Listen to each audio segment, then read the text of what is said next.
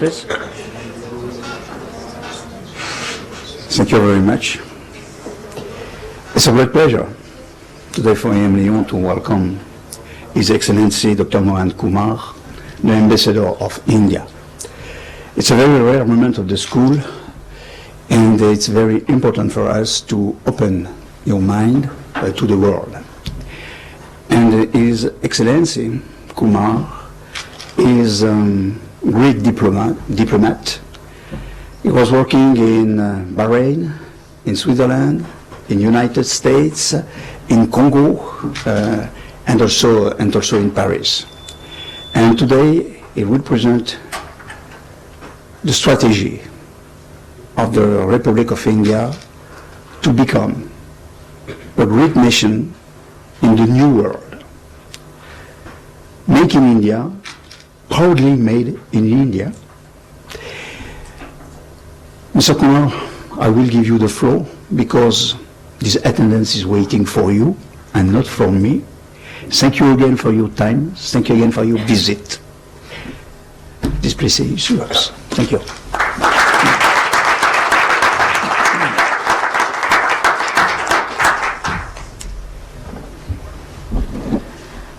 Thank you very much, Mr. Dean, and it's a real pleasure and honor to be here today with the École Management Lyon Business School. I'm really happy to be here in the midst of students, young minds. The future belongs to you, as they say. So what I propose to do is to talk a little bit about Make in India. I hate slides, I hate PowerPoints, so I have left everything with my good friend, Mr. Fernandez. Take it from him. I personally want to look you in the eye, and I'm one of those old-fashioned people who's a good debater at college. I was a reasonably good public speaker, and I was always told that PowerPoints is meant for people who can't speak. So with your permission, I will speak to you.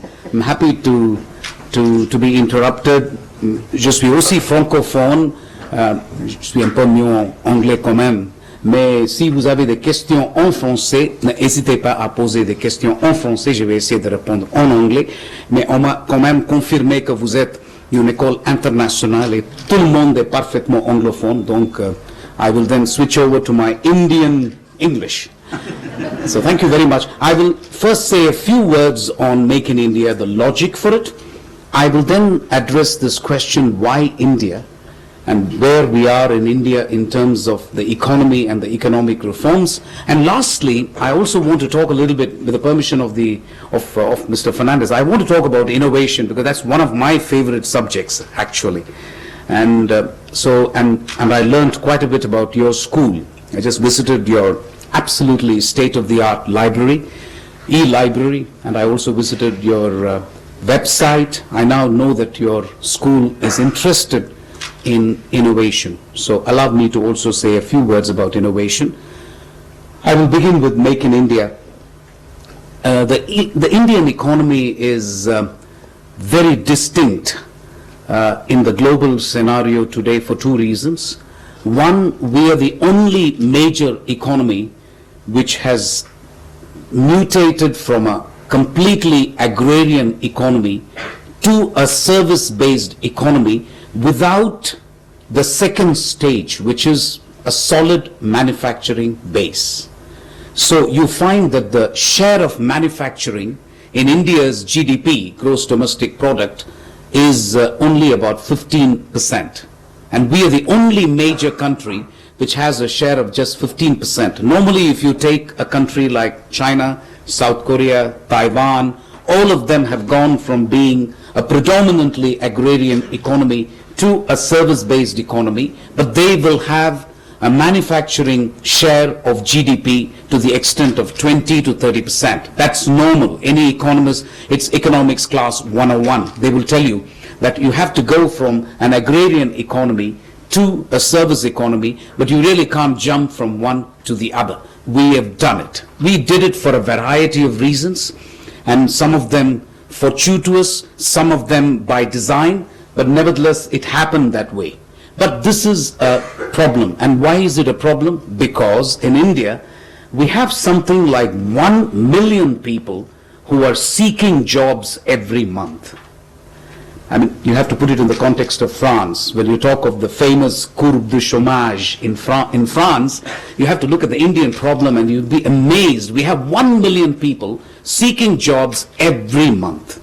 So, Prime Minister Modi, when he came to power, and there was no alternative really, because your IT, your biotechnology, your services industry is not going to give you 1 million jobs.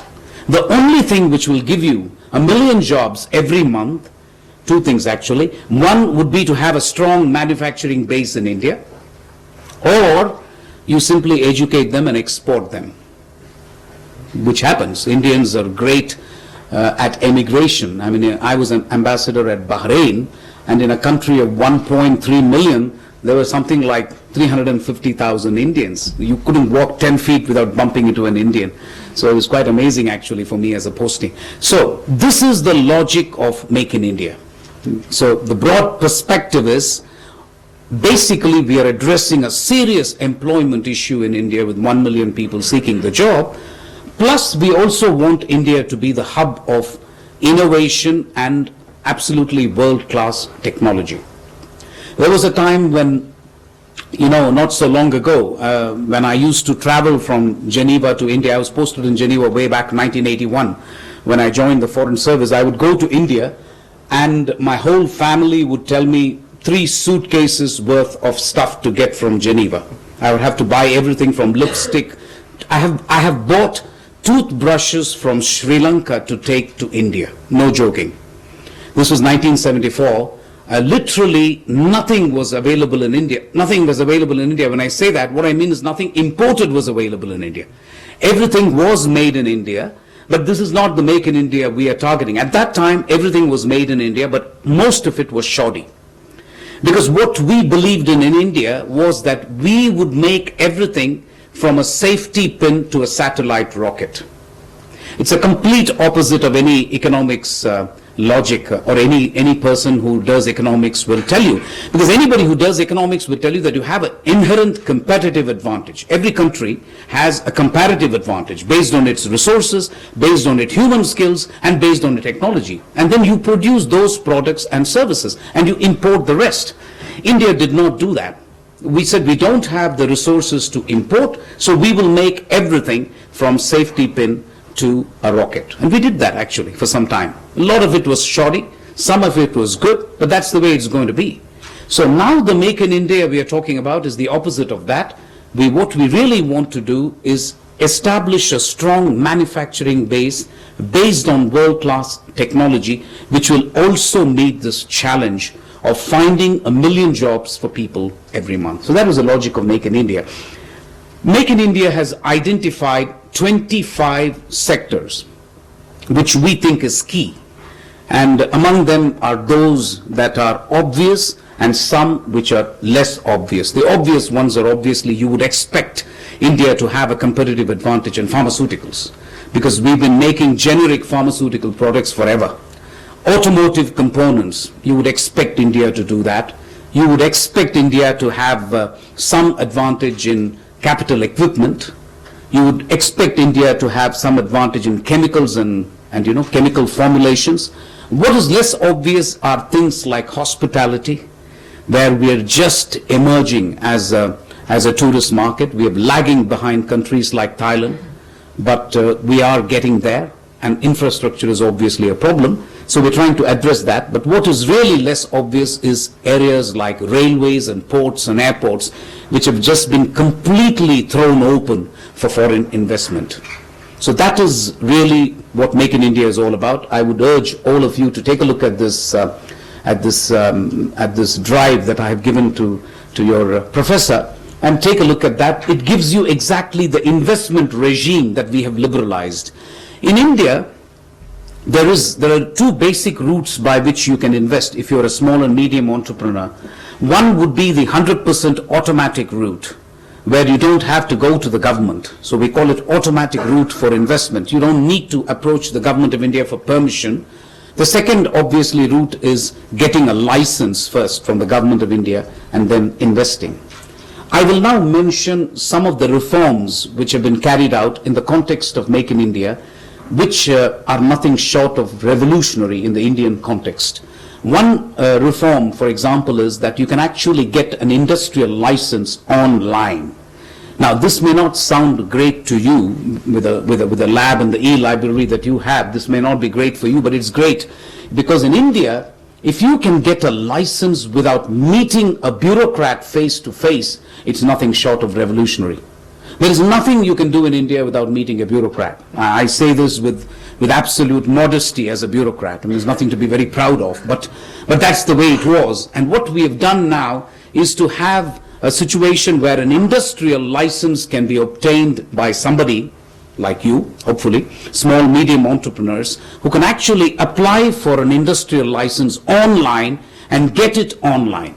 And this is an eBiz portal that we have created. And I would urge some of you to just go to the portal and see and make suggestions if you want to make it more user-friendly, whatever. But we have an eBiz portal now which works 24/7.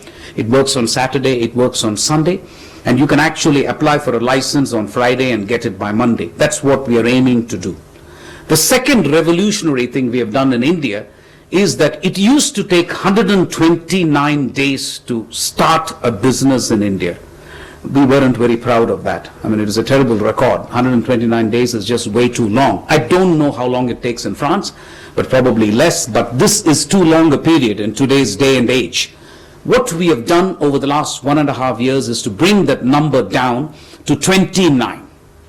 It's still not Singapore, 72 hours or 80 hours, but India is India. So 29 days is the period. If you start from ground zero, in 29 days you should have a business up and running with your license, with your environmental regulation, with your power connection, with land acquisition, everything. So 29 days is what we have given us.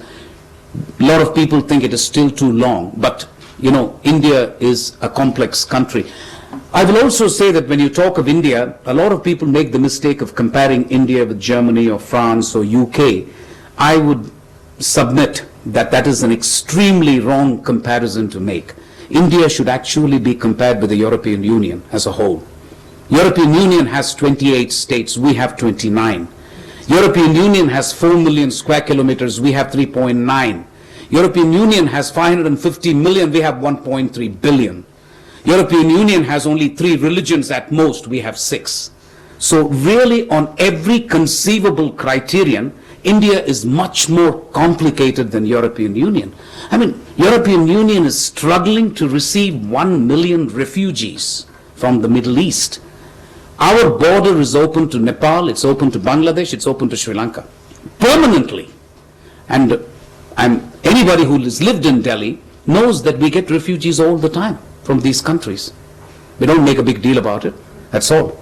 It's just an open country, with the possible exception of Pakistan. There are Pakistani colleagues, they'll forgive me. So that's the only country with which we have a close border, for obvious historical reasons. But other than that, everybody else, it's open.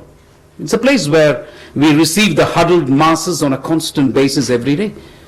So that's an aside. But coming back to India's economic reforms, we've now, you can register a company in 1 day. Huge. It used to take 15 days in India. I'm not talking about starting a company. Starting a company is 29 days. But there is a thing called registering a company, which used to take 10 days for no rhyme or reason. We have now reduced it to 1 full working day. That's it. And you can do it online.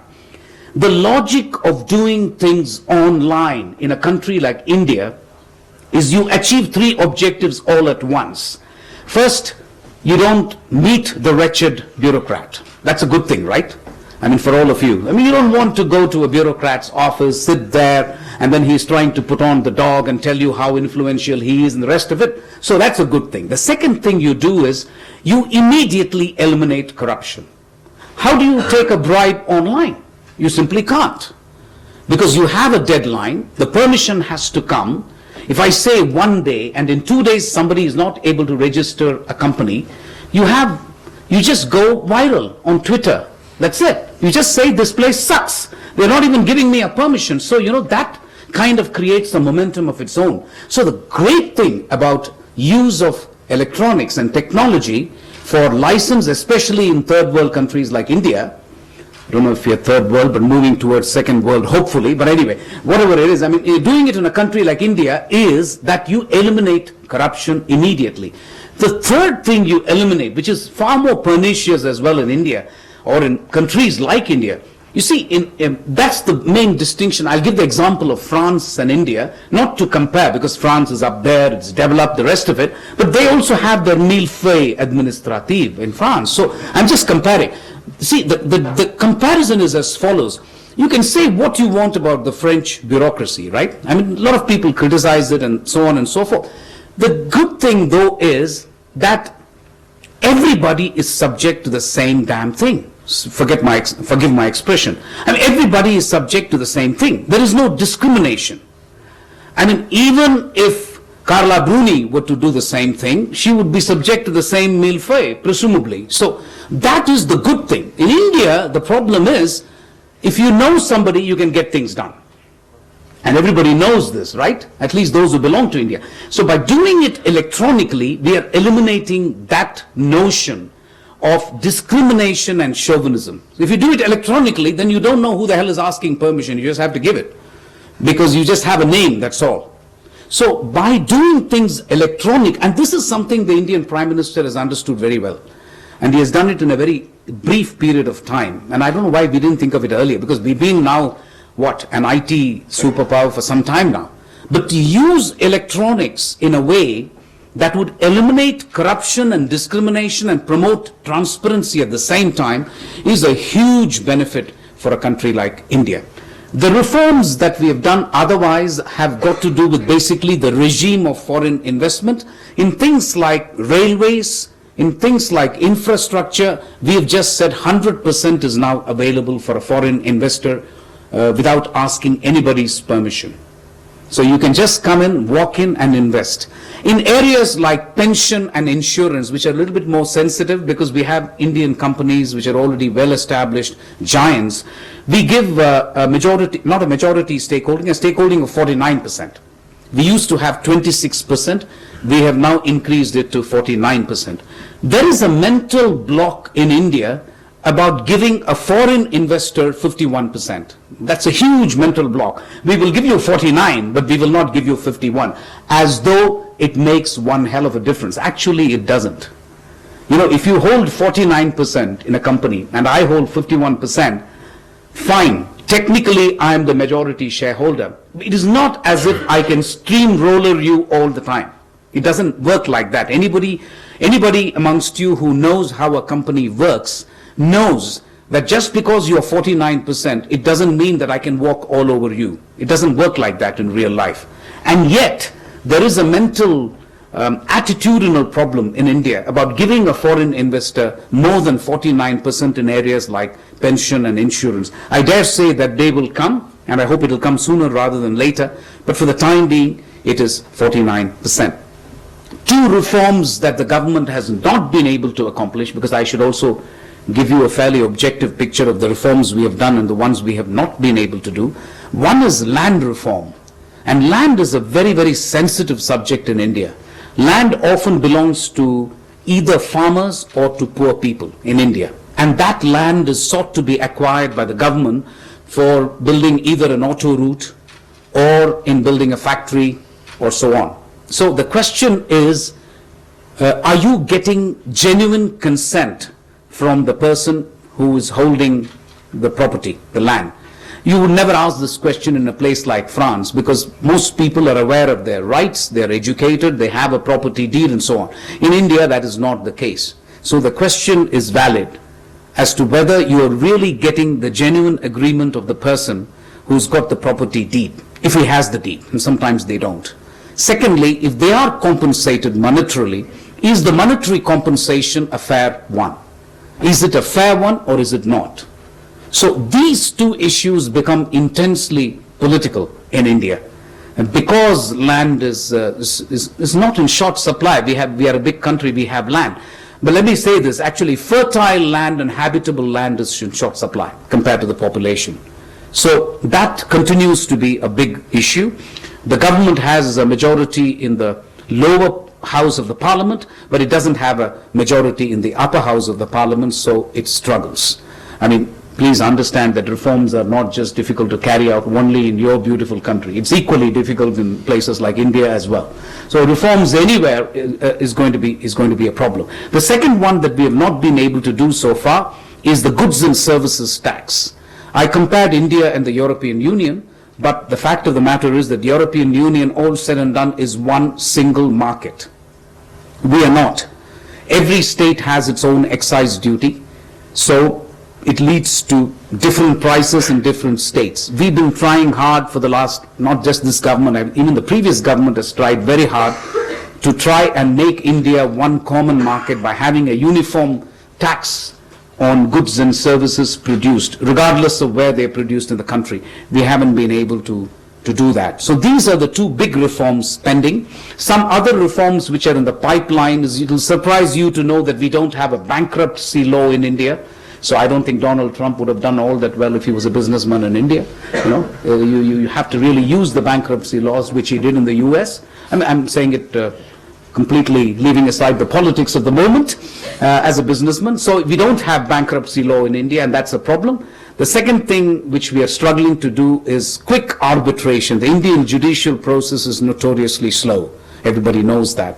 So we are trying to set up fast commercial courts in every state so that if foreign investors come and God forbid they have a problem, they can get their disputes resolved equitably and as soon as possible in a commercial court meant for this purpose.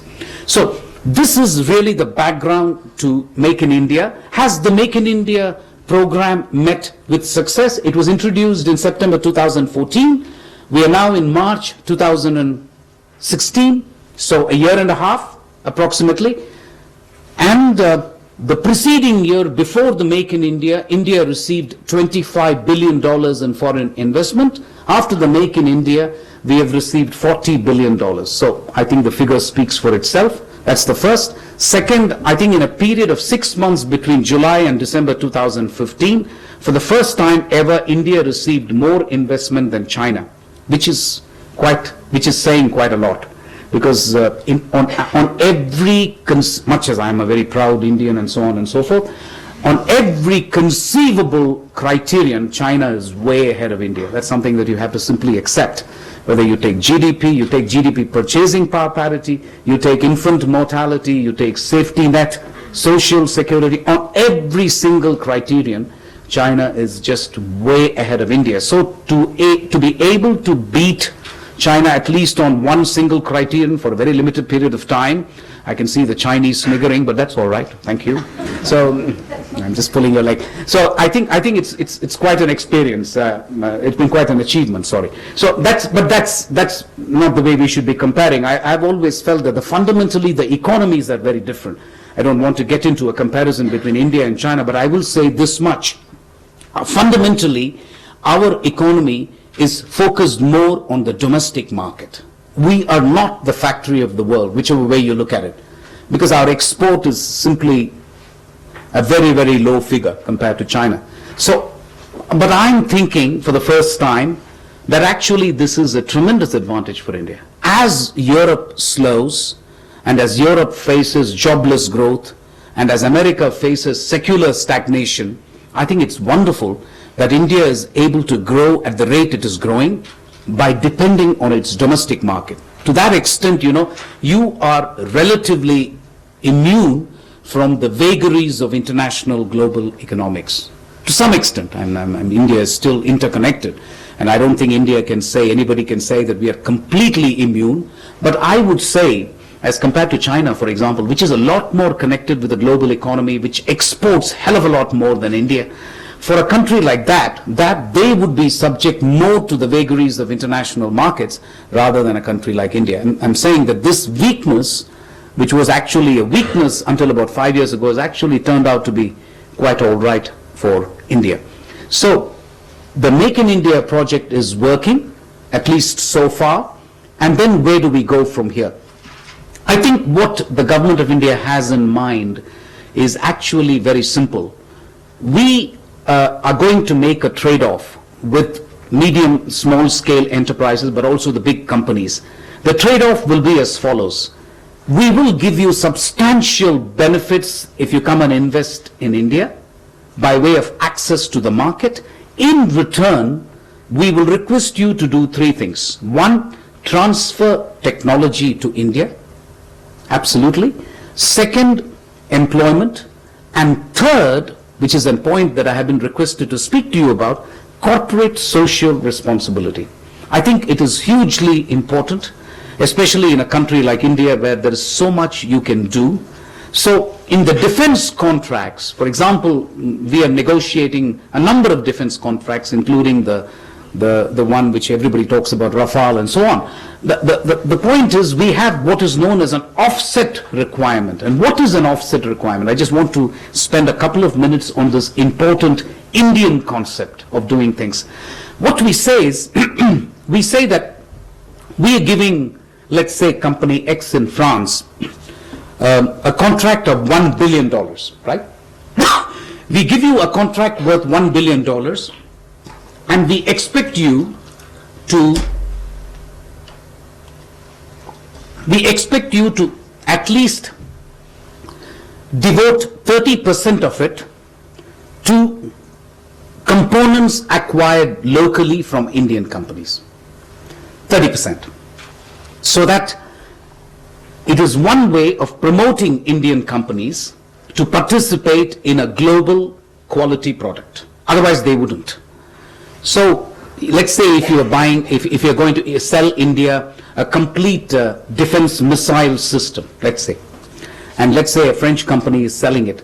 So there are parts of the missile system that are extremely critical, which cannot be replaced, and that's why we are asking France to deliver it. But there may be nuts and bolts and parts which can be actually sourced anywhere. So we tell the French company that 30% of it must come from Indian companies. So that is also part of the Make in India project, which is that we have, since India is one of the largest defense buyers in the world, if you can imagine, let's say we are spending $20-30 billion on defense, if you can set aside 30% of it for Indian companies and for them, and invariably these companies will be small and medium. You know, you're not going to go to a big Indian house and ask them to produce nuts and bolts. They're not going to do that. So it's basically young entrepreneurs straight out of MBA who will say, hey, I will do this for Dassault, I will do this for Airbus, and so on. And that's fantastic. So I think this offset is also a part of the corporate social responsibility for us. Because ultimately you're helping Indian companies prosper, you're thereby helping Indian employment, and you're making a contribution to the Indian economy as well. So I think this is basically the concept of corporate social responsibility. Other than that, we've dabbled a little bit. The Tatas, I think, are easily the most well-known Indian industrial house with a tremendous sense of corporate social responsibility. We have tried to make them build industrial townships for the employees. We have tried to make them give health insurance. We have tried to have schools in which their children can go and study. The experience is mixed. I cannot say it's a resounding success, but nevertheless, I think there is some distance to go in terms of corporate social responsibility in India. Because the general feeling in India still is that if you're a business house, your obligation is to the shareholders and you have to make profits. Ultimately, that's what counts. Everything else is so difficult to quantify and so on. So this is basically the Make in India project that I talked about. I said I'll say something about why India, and then we will shift to innovation, talk a little bit about innovation, and then hopefully you'll have a few questions to shoot at me. The second one which I wanted to talk about is basically why India. And this is a good question because, up until now, you can always argue that you have alternative markets. And a typical European reaction, not just French, will be that India is too big and complex, that you have a bureaucracy, which is hard to deal with. Thirdly, if I have alternative markets, why should I go into India, the size of which is big, right?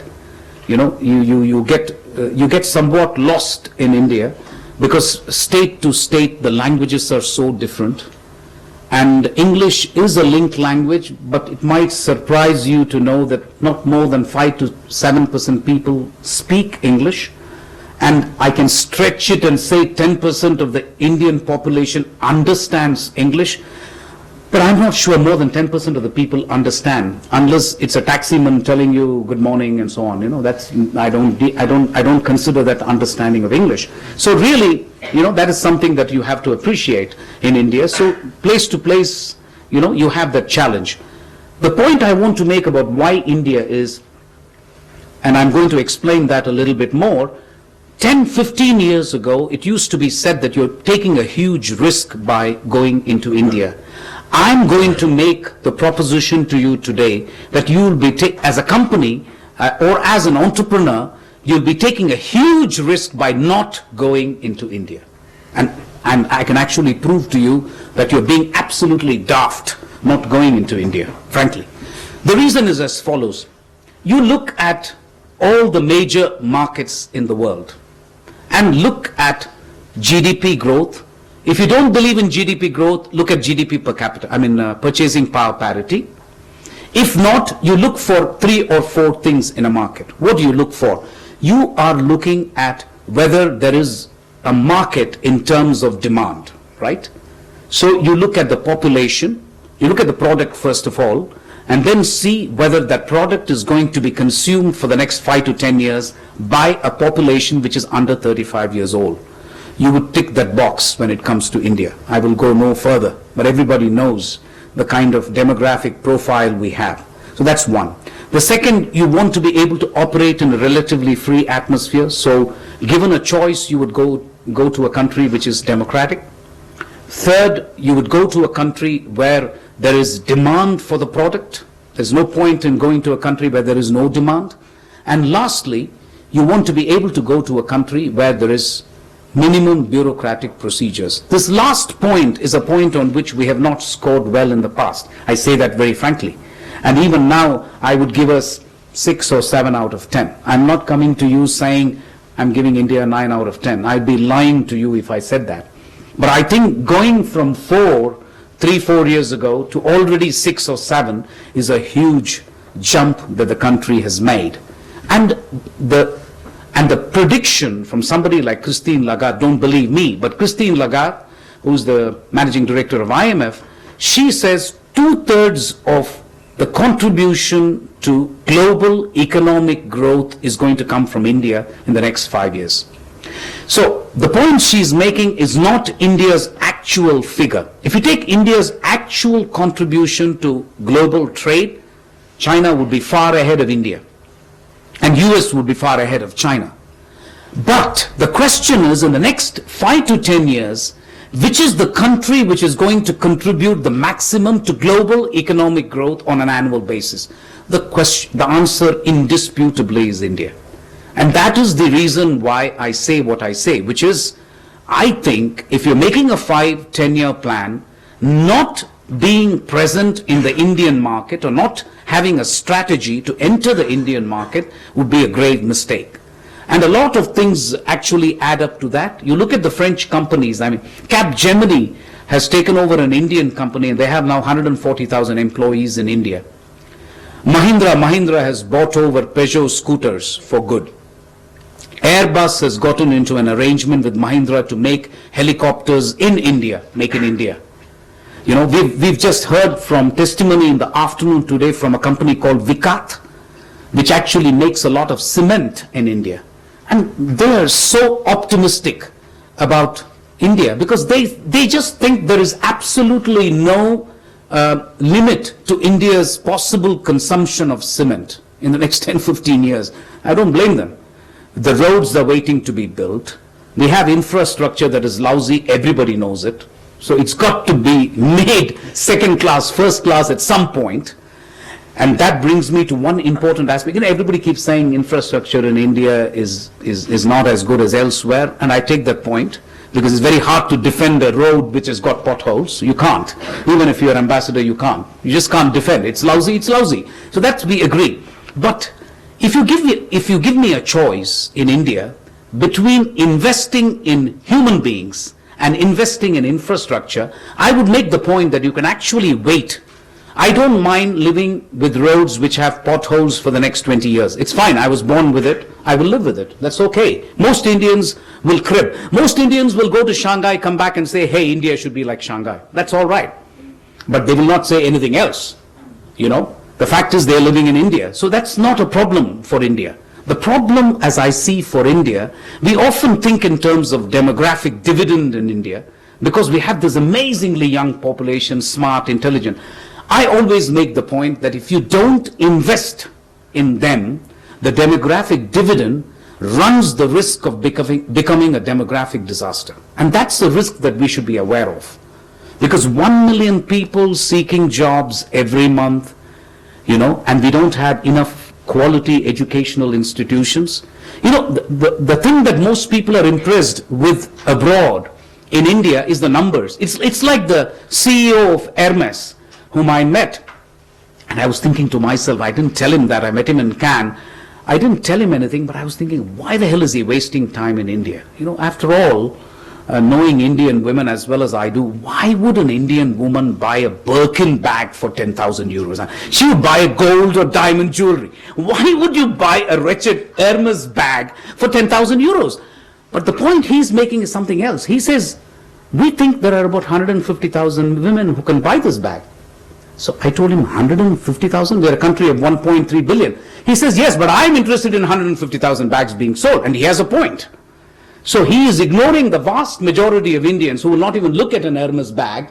But the fact that 150,000, and we're not talking $1,000, $2,000 bags. I said Birkin bag deliberately because that bag starts at 10,000 or God knows what. I've never seen one, but I know of them. So you are looking at 150,000 people who can still buy it.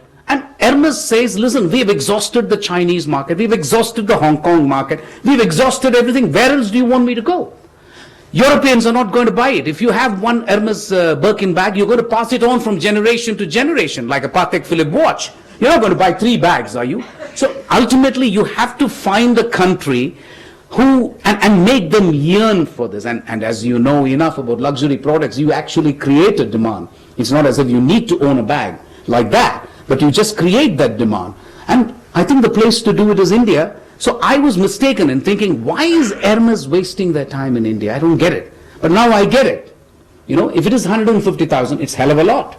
That makes it easy. And for Louis Vuitton, if it is 500,000, proportionately speaking, it's good too. So I think the interest of outsiders in India has nothing to do with 30% people living in poverty, nothing to do with roads having potholes, nothing to do with buffaloes and cows going side by side with their Toyota Lexus. That's not the point. The point for the CEO is, how can I get hold of 150,000 people who will buy my product when every other market is saturated? So I get that now. And that is, I think, the reason why a lot of interest in India. I will now, if you allow me, since I'm now taking too much of your time, but hopefully it is making some sense to you anyway. Last part of my intervention, and you realize I'm not speaking from a script. The script is with him, actually. I've just passed it on in a CD drive, so you please see it whenever you have the time. I prefer to speak eyes to eye. There should be eye contact when you speak, so I prefer to do that. Last part of my intervention is going to be about innovation, since I believe it's a central theme of your school. Just 3 things, and some of it you may know already. If you know already, please forgive me. The one book that you absolutely should read is Mariano Mazzucato. Okay, good. That means a lot of people are not nodding, so you don't know about this book. This book, I would request the school to buy 100 copies and distribute it free. Distribute it free, really. It's not that much. The book is entitled The Entrepreneurial State. And she is absolutely bright, not to mention stunningly beautiful, but that's irrelevant. She's really a bright professor of innovation who works with the Surrey University in the UK. The name of the book is Entrepreneurial State by Mariano Mazzucato. She's an Italian-American, and the central thesis of the book is fascinating.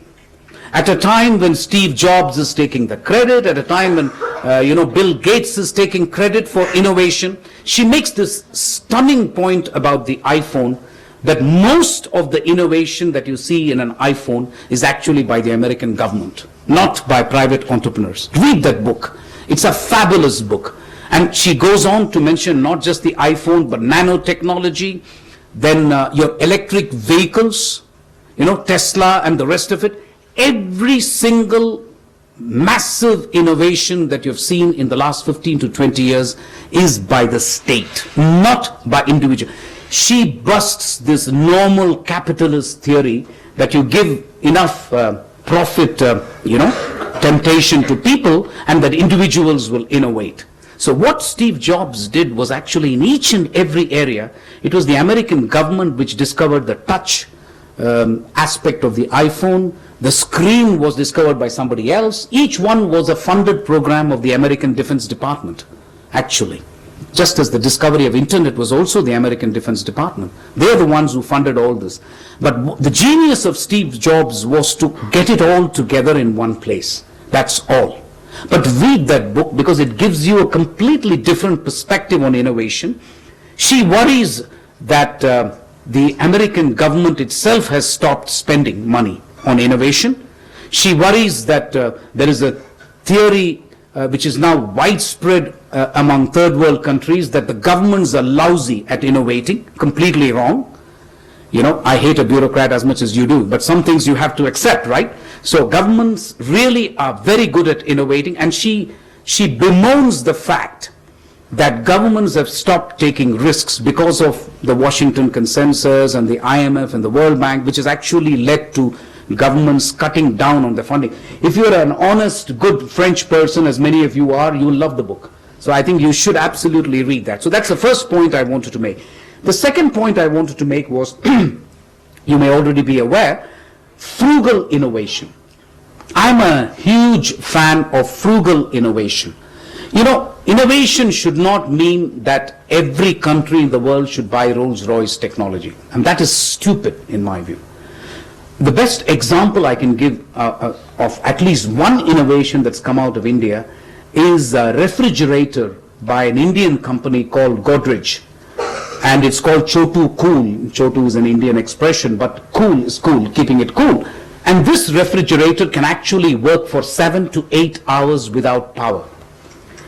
It just has to operate with power for 3 or 4 hours and then 8. You know why? Because in India we don't have 24/7 power in many places. You have power for 3 hours and then the power goes off. So to kind of get Samsung to deliver a refrigerator in a rural India is the dumbest thing you can do. It might be state of the art, etc. Doesn't work. Because you're going to have power for 3 hours and then 6 hours, God knows when the power is going to come back. So they made this fantastic refrigerator, which is a huge hit. It's so small, it's portable. And they've exactly gone and surveyed the housewives in rural areas, asking them, how big a refrigerator do you want it to be? And they mentioned that we need at least 4 bottles of cold water, we need some vegetables, 1 meat. So, this is a product, and just Google it as well. Google Godrej Chotu Cool, and you will find that this product was designed from the start by talking to the customers. And this is the point I want to make about frugal innovation, that you not only need to kind of have one size fits all and deliver the Rolls Royce to everybody, which sometimes has happened to India. It's like delivering a Mercedes bus to an African country. And I say African country without any, without being politically incorrect. Because parts of India are exactly like parts of Africa. The bus that they really need in Africa is actually the Tata kind of bus, which can actually drive on roads with potholes. So there's no point in delivering them a beautiful German Mercedes bus which will run for 2 years and then break down. Or the parts are so expensive to replace, it makes no sense.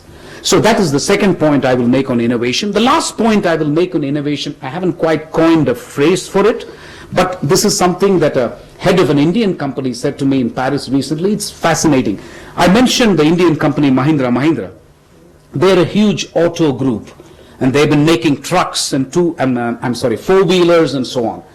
What they're doing now is actually conceiving and developing a two-wheeler in San Francisco. An Indian company is actually developing a two-wheeler in San Francisco called Generation Z vehicle, which will be completely electric. And then I asked him, what are you going to do with it? And that is what caught me by surprise. He said, we are actually developing it for the Indian market in San Francisco. I thought that was amazing, because it is a kind of reverse innovation. You're developing, first of all, a country like India is developing it. Secondly, we are developing it in San Francisco, not for the American market, but for the Indian market. And thirdly, for India to make that leap from a two-wheeler, and as you know, if you've ever visited India, two-wheelers are ubiquitous in India.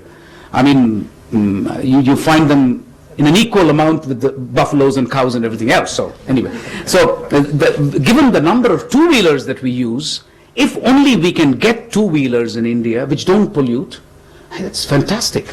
So I think this is the kind of innovation model where an Indian company is doing it in San Francisco. And I asked him, why are you doing it in San Francisco? He says, first of all, many of our best brains are there. Secondly, and he said something a little bit disturbing for an Indian diplomat, but I'll share it with you anyway. I hope there is nobody from Figaro, Le Monde sitting here. I want to still keep my job. I like my job, right? Anyway, so I'll stick my neck out. No, one of the things he said was very disturbing. He told me, no, you know what? If it is produced in San Francisco, people will like it. But that's a fact. It's like producing a fashion good in Paris and selling it in India. You might produce something better in India, but Paris is Paris, right? So that is something that we have to accept. But look at this Indian businessman who's already thinking ahead. So I was going to make the point that these 3 points on innovation, I mean, it is very easy to be very banal about innovation, but that is one subject which defies all logic. It is very difficult to break down innovation, put it in boxes. I mean, I'm not an expert. I'm obviously looking at the professors who are more qualified than me, but I take a lot of interest in this subject. I read up a lot.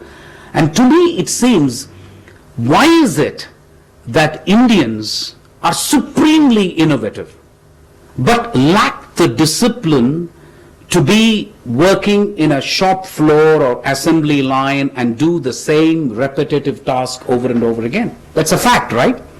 It is a fact. I mean, Marks and Spencer people have told me they get shoes from India. For some reason, that is okay. I've always wondered, why don't you get shirts from India? And they will tell you, listen, because no two shirts are the same in India. You know, even the guy who's making a shirt will bring in his creativity and make the collar a little bit different. But that's a problem for Marks and Spencer. They want exactly the same collar, the same button, and the same size. So, this is, and this is also something that you have to question. Why is it that some people are so creative, so innovative, others are not? And even in India, and I won't go down that road, even in India, some parts of the country are considered more innovative than others. So, but that is, I think, something very interesting about the concept of innovation. But I just wanted to make this point, which is going to be my last point actually, which is that as a school which believes in innovation, and I saw somebody sitting in a actually, what do you call it, a ham stock or whatever you call it. She was actually sitting in a bubble kind of thing and having fun. And I was telling them that, listen, basically, I was just born at the wrong time. I wish I was born now, and I was doing MBA here. I did MBA in 1976, and there was nothing like this available. So with those words, I hope you found it interesting, but it's been a great pleasure and honor to be in your midst. Thank you for the attention.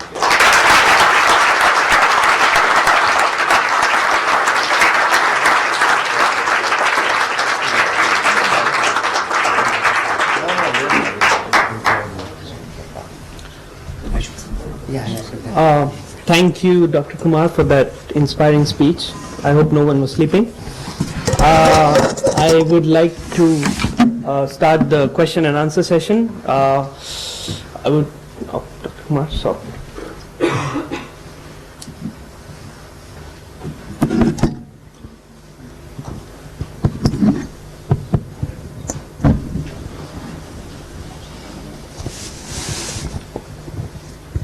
Okay, I'll start with one of the questions. So it was really nice to hear about the online e-based portal we have, and it kind of does away with all the problems, some of the problems which are generally associated with India. What would you say are some of the other key assets which the Make in India program is putting in place? I mean, apart from the ones you mentioned, there are some which are in progress, some are already done, but what would you say are some key things which would make investors from other countries to come and actually invest in India? I mentioned most of it, I think. Okay. But I think we are trying to create such a profound competitive advantage for a company which makes in India, that what we propose to do is that 90% of the things sold in India will actually be made in India. You know, it's not that we will stop importing, but when you look at even the luxury products, I mean, I mentioned luxury products as part of my last segment of my speech or intervention, but you know, they use a lot of Indian artisans. It's just that you don't know. I mean, Hermes uses a lot of Indian craftsmen, but it is far better for a Hermes product to sell it as made in France, not made in India. Let's be honest, at this point anyway. What we are trying to change is it's a bit like, I don't know, you guys are all so young that I don't know how to put this across, but you may remember this. Made in Taiwan, for example, was a huge problem in my time, when I was your age. I'm 58 now. 30 years ago, 35 years ago, you would never buy something made in Taiwan. But made in Taiwan converted it to that advantage. Within 20 years of that, say I'm talking of 1970s, but by 1990, Taiwan started making products which are absolutely world class. And then made in China you wouldn't touch. But now, China is top class. It's absolutely world class. So I think, you know, what we hope to do, and this is an aspiration at this stage, I have to admit, but the idea is that you will no longer associate India with poor quality. It's happening in some niche areas already, and we increasingly learn from top companies that our craftsmen are so good. Indian craftsmen are really known for creativity, for quality, but just the design element. But again, the challenge we face is not innovation, not creativity, because there I think we have a head start. Where I think we have a problem is two things. One, the discipline to be able to do the same thing in large numbers over a span of time. And secondly, to really mass produce it and export it or sell it. That's the challenge we have in India. Okay.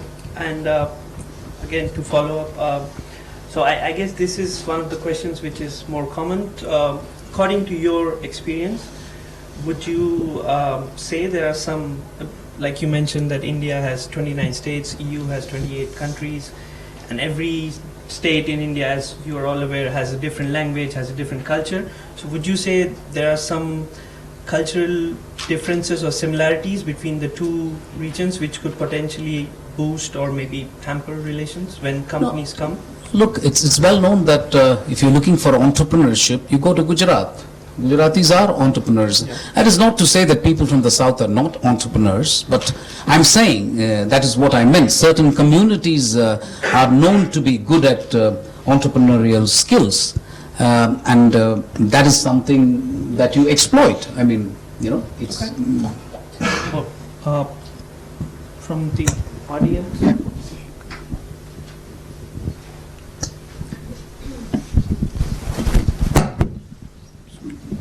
So just follow. I think. Yeah, I can hear you. Go ahead. Yeah. So just follow Prashanta's question on the. You mentioned the discipline side of the problem. So because my previous company used to buy from India, we actually did a couple of projects for Mark Spencer actually.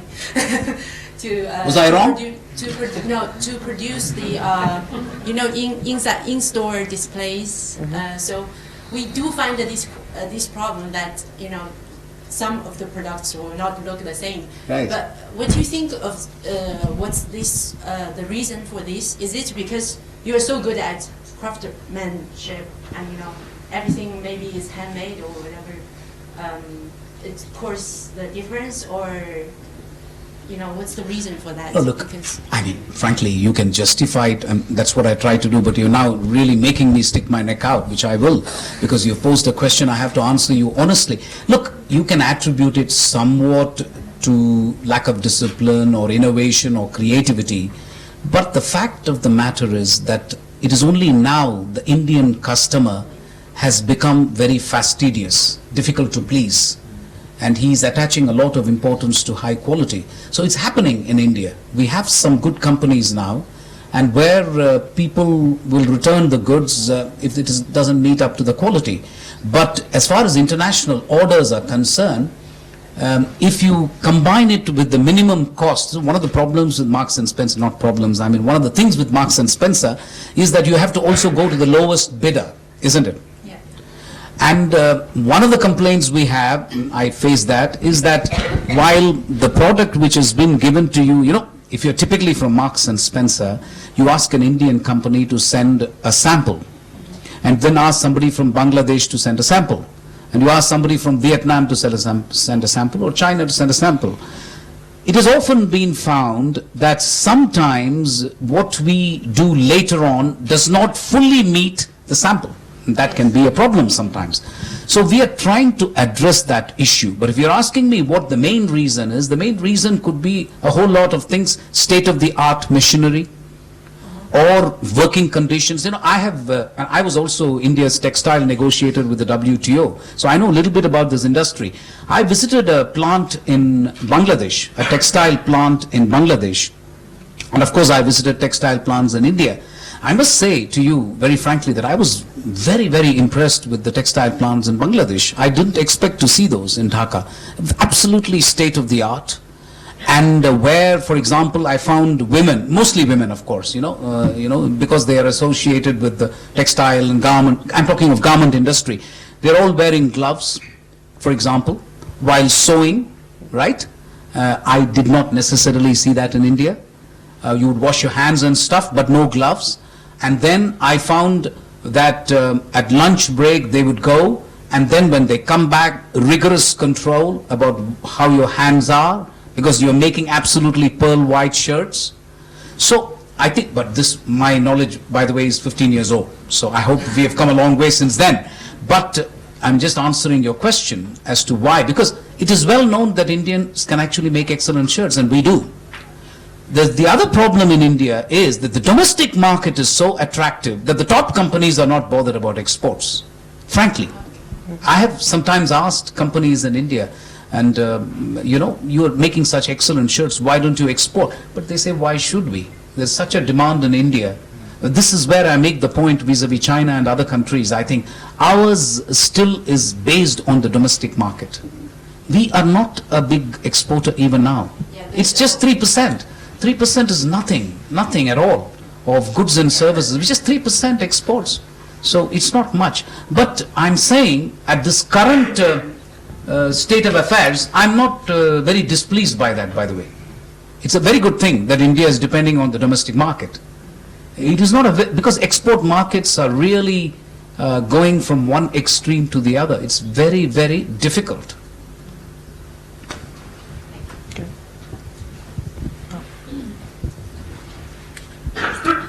Just a question concerning Make in India. I fully understand this, but how you will convince, I will say, European consumer that the quality is quite the same versus made in Europe or made somewhere else? Ultimately, the result has to speak for itself. Maybe I'm unconventional as a diplomat, but I feel you can put out any number of brochures you want, but at the end of the day, now I know that some of the Europeans buy shirts in India. That's a good beginning. I used to buy shirts only in Europe because I was posted there. I was fortunate. Now I've stopped buying because I sincerely believe you get excellent shirts in India now. If you pay the price, you get excellent shirts. So in some areas already, Europeans, I mean, to answer your question, Europeans will ultimately have to be exposed to the market, and they will start buying your products. That's the only way to do it. I understand, but for more sensitive products, such as, I would say, you speak about generic product, okay? How you can convince people that it's the same product? I'll give you 3 examples. I mean, pharmaceutical products. I think, and forgive my expression again, Europeans are being absolutely stupid not to buy pharmaceutical products from India, generics. I can understand you buying German products, for example, for diabetes, cancer, any life-saving thing. But for an ordinary cold, for an ordinary headache, it's stupid in my view. We make excellent generic stuff, and you're doing it only because the drug companies have a market. They will not allow you to buy it. It's as simple as that. I'm putting it very bluntly. So there are areas where I think you can source from India. But you've got another scenario coming up let's take a plant, a effluence treatment plant. I had this example in Bahrain, not in Europe, but it will give you an idea. There are plants that we make in India, equipment that we make in India for treatment of effluence, waste treatment, okay? It costs 1/3 what it costs for a German plant or a German equipment. The fact of the matter is we can fly engineers within, what, 1 day for maintenance. And that is going to be more important for you in the long run. So when you say quality, I'm not fully in agreement that products have to be necessarily high priced in order to have better quality. You see, there is quality and quality, and if the example of China has demonstrated, it is that, there are times when you're looking for value for money, not necessarily quality for quality's sake. And there will always be some products for which you can't beat European quality. I understand that. I understand that and I accept that. But for a whole range of things, I think the market is experiencing what the economists call creative disruption. There's a lot of creative disruption out there.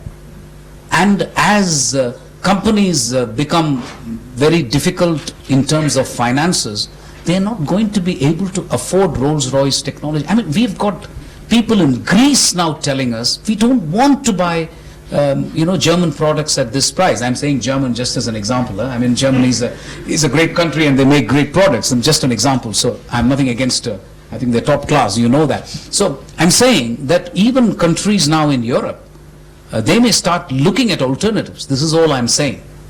And quality, and my last comment to you will be quality is never absolute. Is never absolute. I mean, I could even argue, I have sometimes bought shoes for, let's say, 500 euros and regretted, because my question is not that the shoe was bad, the shoe was very good, but after 5 years you get sick and tired anyway, you want to change. So then what do you do? So, I think there's going to be a whole lot of creative disruption. Hello, yeah. First of all, thank you very much for your very straightforward speech and honestly your coolness, because I didn't expect you to be so open, and thank you very much. Could you please elaborate a little bit on the fact that you mentioned earlier, the demographic dividend? I think it's very important that in the perspective of the Indian model, that's one of the features that is very important in terms of market penetration, in terms of pricing, in terms of marketing, and so on. Because when I asked you earlier to mention the CSR, I think taking into account all the stakeholders is really paramount in the Indian way of thinking. So could you please elaborate a little bit on that? Thank you, I will. I can give you 3 examples straight away. One example I will do is mobile phones. We have got about 65% of the population which is below 25 years of age. And we have only 250 million people who have mobile phones. I cannot imagine an Indian, you can imagine an Indian without an MBA degree from EMLYON business. That's okay, we have a few Indians, but not every Indian can make it. But you can't imagine an Indian youth without a mobile phone. So my question to you first is, where are these mobile phones going to come from? So that is, I think, a huge demographic dividend. This is what I mean when I say that for a variety of products, it would be a grave mistake not to look at India. That's what companies are realizing, despite all the things that I told you. And we have, of course, inherent strengths in India as well. But I think it would be taking a huge risk to ignore India, actually. That is what companies have started telling me. So mobile phone is one example. The second example, I was with some, and it is your business, so I'm happy to tell you about this. You see, if you take the number of people who are passing out of schools every year in India, we have places only for about 30% of the students.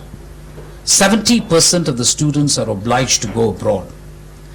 You know as well as I do that in India there are 2 things for which Indian parents will sell their property. I sold my property to send my daughter for getting educated in Canada.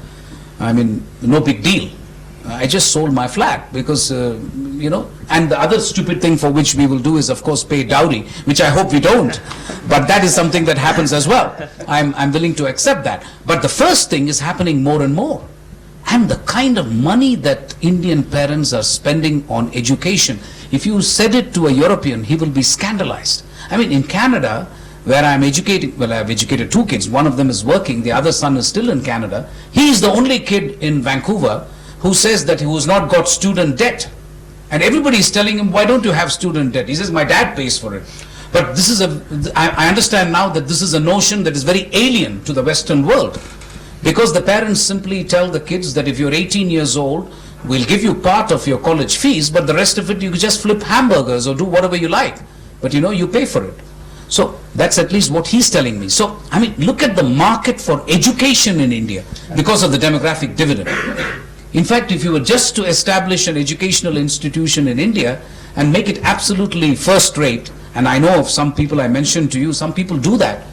I mean, money is no object. People will pay for it. Because for most Indians, education is the only passport for success. I mean, that is the only thing that's going to matter. So in that sense, I think the demographic dividend, because there is such unmet demand in India for so many things, especially quality things like education, and that's why you will find that the immigration, I mean, UK has understood that, France has understood that, Sciences Po has started courses in English.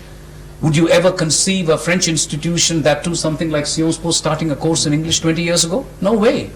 But they do that now, and a lot of Indians come and study, Chinese come and study.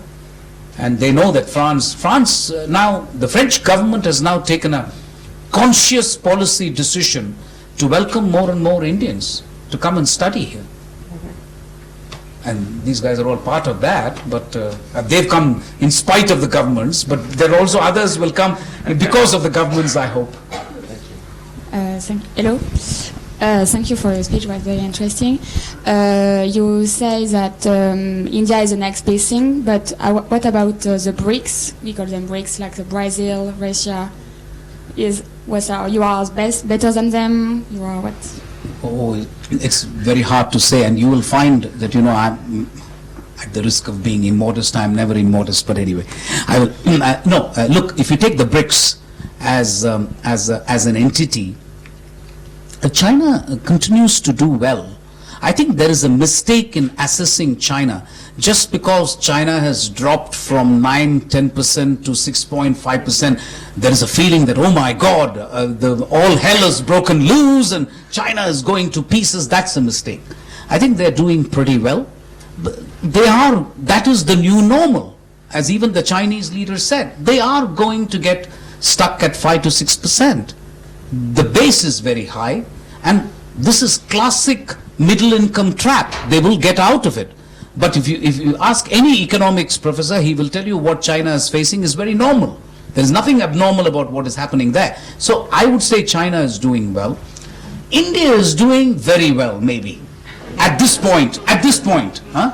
And I'm not one to exaggerate, you know that by now. I've also given, I mean, as the professor said, I've told you also some of the negative things. So I'm not shy to speak about my country in a very free and frank manner. And Indians are nothing if not argumentative. Support me, guys. So, you know, we like doing that. So that's not an issue.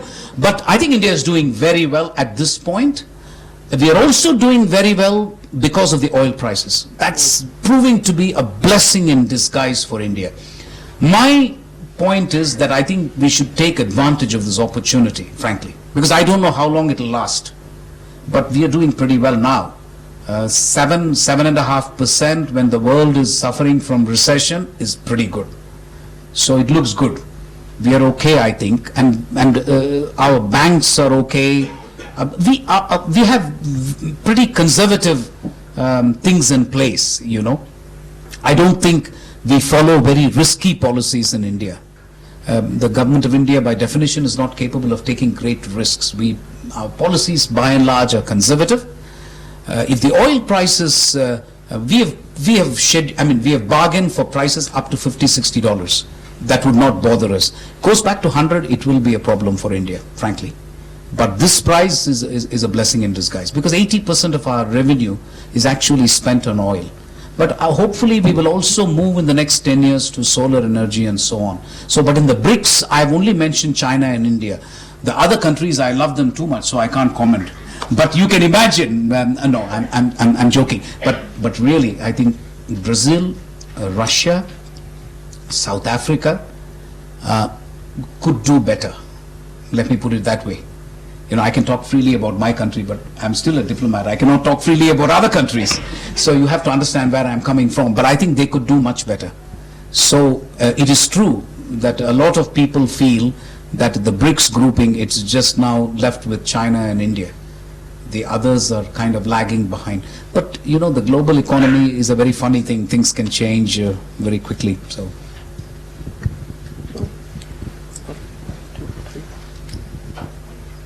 Thank you. And I'm a Chinese student, as you can say. Yeah. And don't take offense at whatever I said. Yeah. You said and very. You mentioned the mobile phone Yes. like 10 minutes ago, and it recalled me about last year, the Chinese company called Xiaomi. Yes. And it came to India, and Yes. the sales of this company broke the history of the India sales. And what do you think of the future of this kind of Chinese company in India? And what's your attitude of this kind of competition in India? Look, the future of Indo-Chinese commercial, technical, and cooperation and innovation is very bright, I think. I really think, because our economies have different strengths, I think a marriage is possible. This is my honest opinion. I really think it is possible. Your strengths are a little bit different from ours. I'm going to somewhat caricaturize the whole thing because there are exceptions. I don't want to generalize. Usually, you are considered a manufacturing giant, and we are considered a service whiz-kid, whatever that means. But I think there is a marriage possible between the two, and we believe we can learn a lot. I mean, my Prime Minister makes no bones about the fact that his idea for Make in India came from a visit to your country. He says it very openly. And he says very frankly that it is only when I went to China that I realized, oh my God, they're making so many, and why can't we do the same? He says it very frankly. So I think if you're talking about commercial, economic, technical cooperation, I think there's scope to do much more. Thank you. We have her. I would actually like to ask two questions. First is, in one of the interviews by Arun Jaitley, finance minister, he pointed out that the oil prices is in fact a boon to India, as you said. But I really did not know why is it benefiting just India and not the other countries, first. And second thing, IT sector has been very promising since last decade, but it seems to be saturating now in India. So what do you think, which is the most promising job market for the next decade? Tough one. Tough one. I'm not a career counselor, but I will attempt to answer your first. I think the first question is fairly easy and straightforward. I think the fact that we are a huge economy and we consume crude oil in large amounts. The only other country which consumes crude oil like us is United States and China. But both US and China have domestic sources of crude oil. We are the only economy which consumes such a massive amount of crude oil, and our domestic production of crude oil is pathetic. It's very low. We haven't been able to strike oil for a very long time. So nobody knows whether it exists or not, but in any case, we haven't been able to produce oil domestically. So 80%, as I said, of our foreign exchange reserves or foreign exchange earnings are spent on crude oil. So I think the minister's statement and my statement is very axiomatic. As long as oil prices are 30, 35, up to 50, I think it's a very good time for India. I just hope we exploit this period because, you never know, it may not happen again. The second question is a very, very interesting question. I'm going to approach it from a different direction. I mean, otherwise your professors are more than qualified to tell you this. I don't think you need me to tell this. Although if you are young enough, I would say that a job in the foreign service awaits you. Please write the exam. That is something I would definitely say. Write the civil service exam if you can. But more importantly and more seriously, it is true that IT seems to have reached saturation. One of the things that you should do is look at the courses being undertaken by Indian students in India, especially in engineering and in the other courses they take. These are smart kids, and social media is very important, so they know exactly what they're doing. They have moved from IT to biotech. For some time, biotech was the flavor of the month. And now it seems to me they are going to civil engineering, because one of my cousins, or not cousins, my nephew told me that, listen, they're going to build huge amounts of road and bridges and so on in India, that if you are a civil engineer in India, you can never be out of job. So that is, I don't know if it's too late for you to shift now and become a civil engineer, but that is one thing I will do.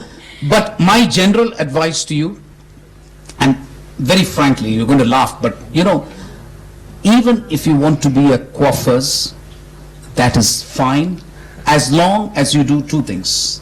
Number one, you have to be the best. Secondly, don't stop dreaming. This is my general advice to youngsters. I mean, because a nephew of mine came up to me, you know, we are a family of South Indian Brahmins, and all of us have been either foreign service or IIT or whatever. And one of the nephews came and said, listen, I want to be a coiffeur. And you know, in India, I must explain to our French friends that, you know, it's got a certain connotation, being a barber, you know. It belongs to whatever. I don't want to get into it, but your Indian friends will tell you later. But my advice to them is, be a coiffeur, that's absolutely fine. But then be a, what do you call it here? Jean-Louis David. Oui, voila. You should be that. Don't be a barber or a coiffeur just down the street in Lyon and nobody knows you. Be the best. And don't stop dreaming. This is what I tell youngsters. I think that is more important than, you know, looking at, behind your question, and I'm not trying to criticize you, which is perfectly all right. I asked the same question when I was your age. But behind your question lies this unsaid proposition that, tell me where I can get a damn good job which pays, isn't it? This is what you're asking me. But you shouldn't be asking that. You should actually be dreaming big and saying, how can I really make it big? By just... This was for my younger brother studying in India. Oh, good God, that's even worse. You're doing it for somebody else. Okay. No, but really, I think you should, you know, the last point I'll make, which is what I told my children, and I've been very lucky.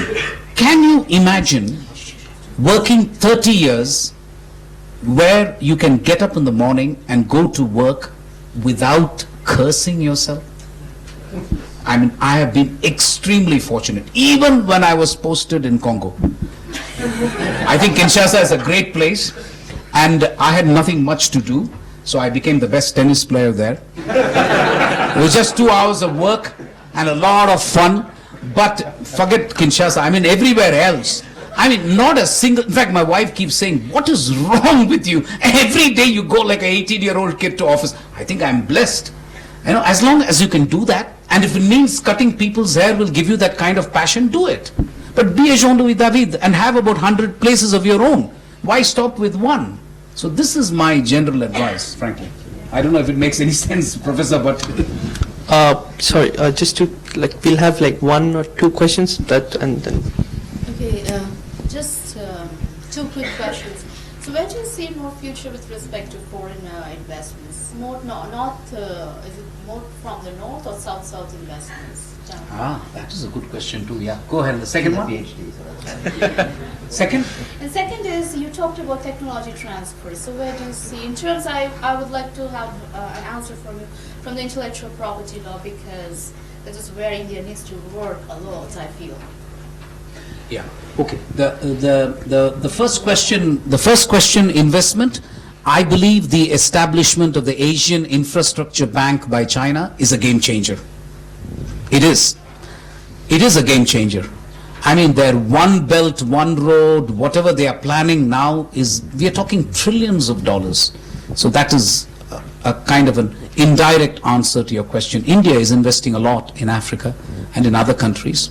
So ultimately, if you believe in the center of gravity shifting from the north to the south, from developed to developing, if you're a believer in it, because I believe, frankly, that it is something which is still unfolding in front of our eyes. It's not yet fully come to fruition.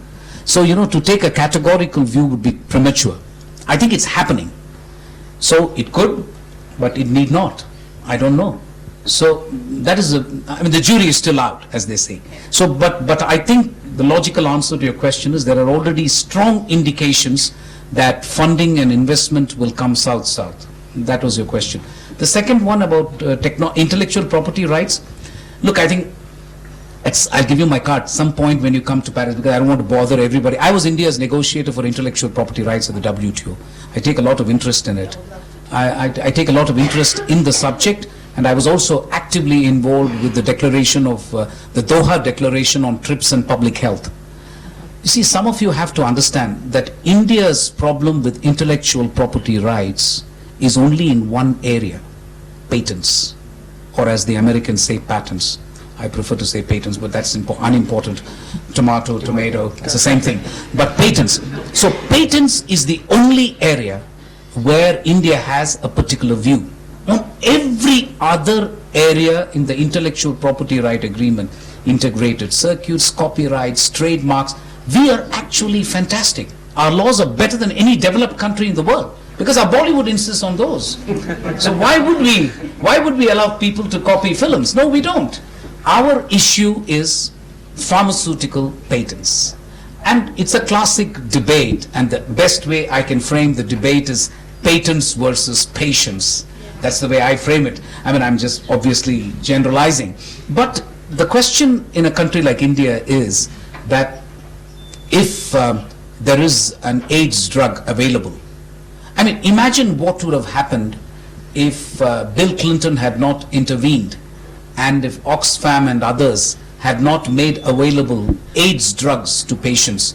The cost of an AIDS drug with full patent protection was $150,000 a year. And the Cipla, the company which made it, the Indian company Cipla, was giving it at $8,000 a year. Now you have to make up your mind as not just a student, a PhD student, but also as a government authority as to what is more important. You discover drugs for curing baldness, I don't give a damn. You can sell it for $2,000, I don't care. But when lives are at stake, then you have a choice to make between public health and between profits for companies. And this is a choice you have to make. And India, it's very clear where India comes, isn't it? And to say from there that our regime is weak, no. Because all we are doing is following the TRIPS agreement of the WTO, which has provisions for taking care of public health. For example, if there is a public health emergency, the WTO agreement gives you a departure from the intellectual property rights agreement. Of course it does. I will sit with you and explain to you. We negotiated that provision, so I can really go, I mean, I can sit with you and do that if you are interested. Compulsory licensing is an important aspect. I don't know if you understand compulsory licensing. Okay, not to bother anyway, all the people sitting, I think you need to come and meet me in Paris, okay? We will do it, not to bother everybody about compulsory licensing and other things. But it's not a black or white issue. I wanted to tell you that. You make it sound like black and white, it's not. It's a very, very tough issue for governments and regulators. So, Okay, yeah, oh, sorry. Last question. I've been told it's the last question.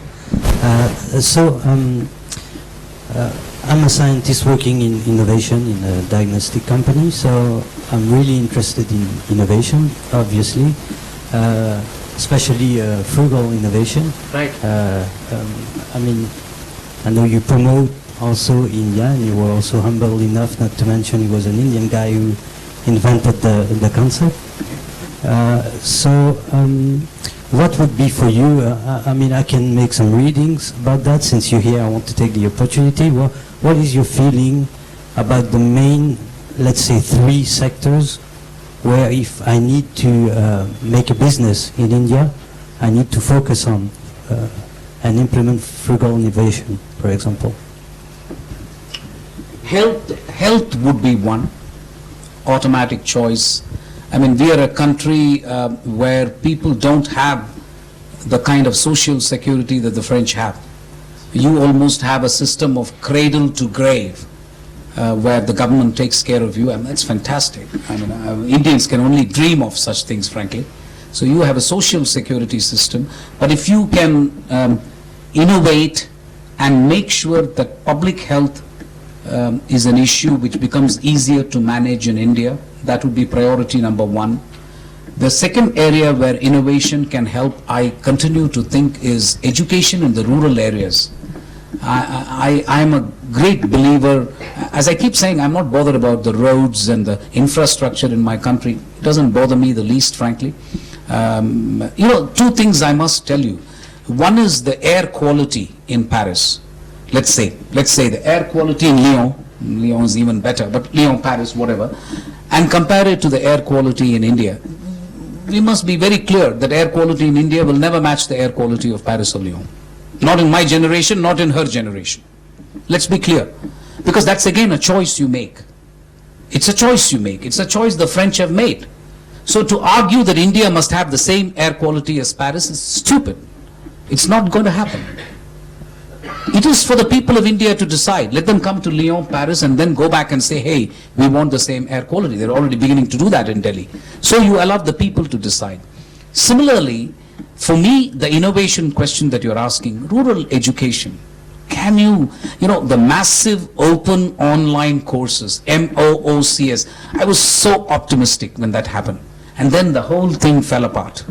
I thought it would have been so wonderful for a country like India that you sit in front of a computer and Harvard and Stanford made available free courses and so on. I thought that was fantastic for a country like India. But it just fell apart completely.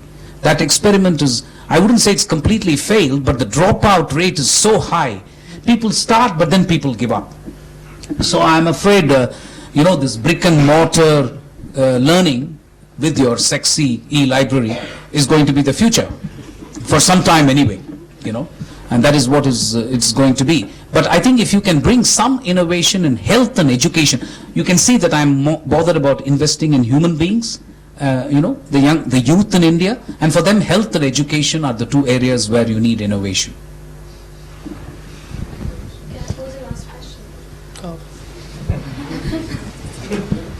My question was, you talked about foreign investment, but I also wanted to know whether the government is also planning to develop the inborn talents. Like you said, we have a huge brain drain problem.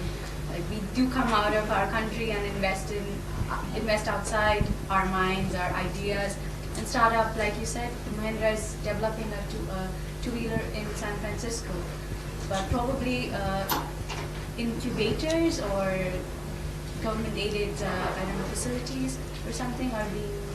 No, I think it's happening. And brain drain, we don't use that expression anymore in India because a lot of people are coming back. And I don't want to offend you by saying, you've come out of the country and that's a brain drain, obviously. But no, that's obviously a brain drain. I say that. There's no question about that. But if you ask me very frankly, if you take institutions like the IIT, the top people will now no longer choose to go abroad. That's a fact. That is a fact. In fact, I will conclude with this, if you allow me. Again, it's a bit of a joke, if you like. If I feel that in India, India is the place to be in if you are absolutely brilliant or you're absolutely an idiot. But for a whole lot of people in the middle, it's tough. It's tough being in India. It is really tough if you're average. Because it is just so competitive. You know what I'm saying? It is, but can you imagine? I mean, I know that France doesn't have so many poor people, but it has a few poor people, and I look at them, and for the first time I felt very privileged that, okay, fine, if you can be poor in India because you don't need overcoats, you don't need shoes, you don't need anything. You can just be under the banyan tree. And food is so cheap, it's not a problem. Can you imagine being poor when the temperatures are -10, -20? You need a whole lot of paraphernalia. You're heating and this and that. So to that extent, that is why I'm making the point I'm making. If you're absolutely brilliant, it's not a problem. You will be the IIT topper and you'll be recruited by JP Morgan and they'll pay you an indecent amount of money as salary. Or you join the Foreign Service or IAS or whatever. I mean, I lucked out. I'm an exception, but I'm saying, normally if you're bright, you will make it. But if you are really in the middle, in big countries, and I'm sure, I don't know China, I've never been there, but I'm sure you can relate to what I'm saying. If you are in the middle, you get crushed in a country. Whereas you're in the middle in France, it's wonderful because they really treat you so well individually. Everybody is respected for who they are. You go to schools here, there is no pressure. If you want to draw pictures for sometime when you're in the first grade, my first, second grades, my son came back to me. I said, what did you do at school? Typical Indian parent question. And he said, I was drawing figures. I said, what the hell is that? You're supposed to study in the school. You can't draw pictures. So that's an exaggeration, but I'm just saying, it's wonderful to be average in these countries. They respect you for who they are. They look for some quality you may possess. In India, we just have this, it's like somebody getting 95% marks and wearing a long face, and I was asking him what the hell happened. He said, oh my God, my whole world has come down crashing because I got only 95%. The cutoff figure is 98. You know what I'm saying? So this is a bit of a problem. But with that, thank you very much. Thank you.